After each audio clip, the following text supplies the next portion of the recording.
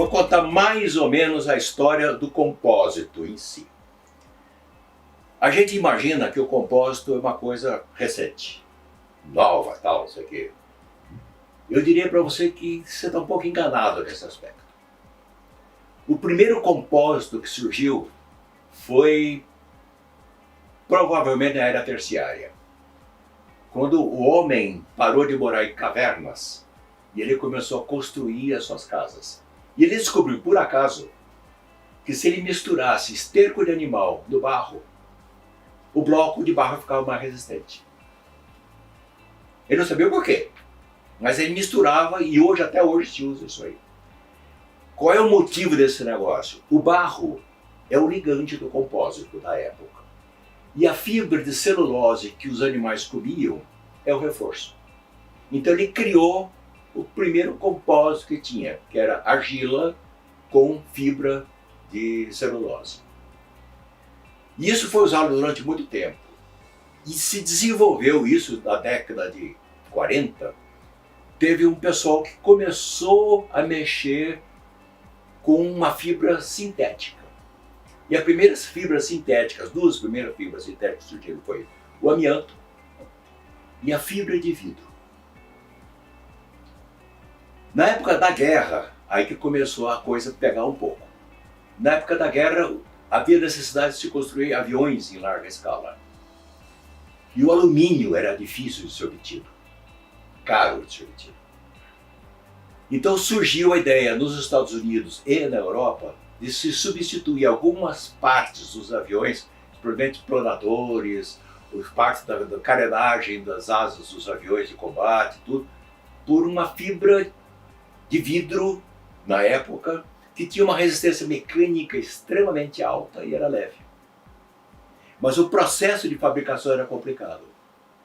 Era tudo laminado manual, havia muita interferência do ser humano e tal.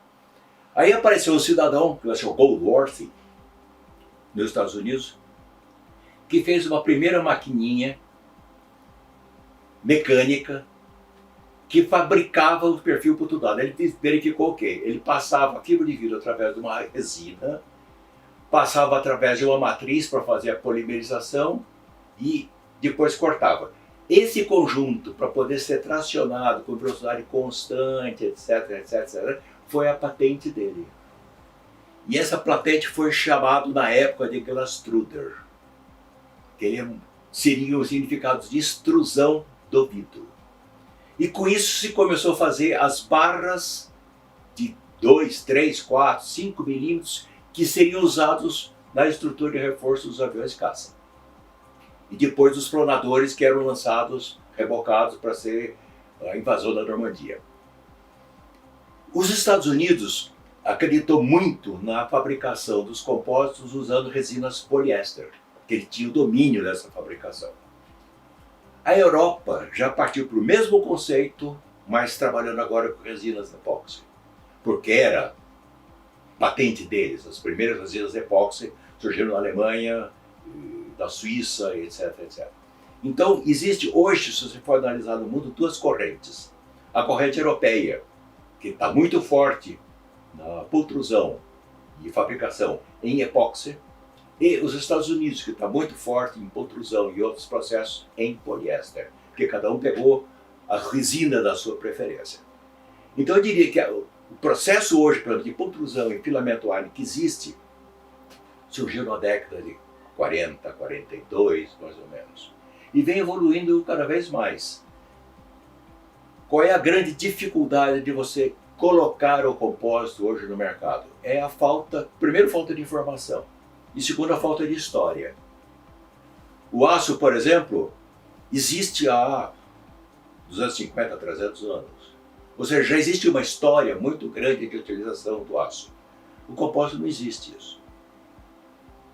Fala-se, por exemplo, em tubulações que é feito ensaio de durabilidade de 50 anos. Não existe tubos com 50 anos de uso ainda.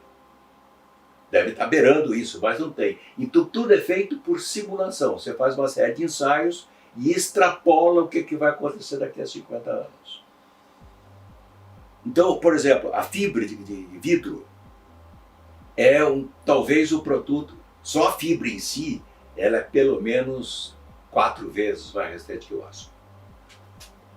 E existem fibras mais nobres, a fibra de vidro é a mais barata e é a mais conhecida. Existem fibras de Kevlar, existem fibras de carbono, existem fibras de cerâmica, que são extremamente mais altas, mais resistentes. Mas em compensação também são extremamente mais caras. Então aí tem uma questão de combinação custo-sacrifício. O que é uma coisa, o que é outra. Se imaginar, por exemplo, a gente fica pensando, bom, como isso aí funciona? Eu tenho medo de estar, por exemplo, num carrinho de parque de diversões que ele é feito em fibra de vidro.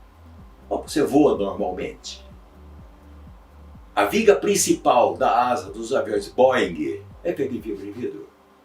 E sustenta toda a carga do avião, a carga de empuxo do motor, a carga de frenagem do motor. Resiste tudo isso aí. Então, o ônibus espacial que foi lançado, quase 60% dele era fibra de vidro. Não era bem fibra de vidro, vamos dizer, é mais uma mistura de carbono, Kevlar e outras fibras especiais. Mas era em compósito. Os barcos, os grandes barcos hoje de competição, são em compósitos.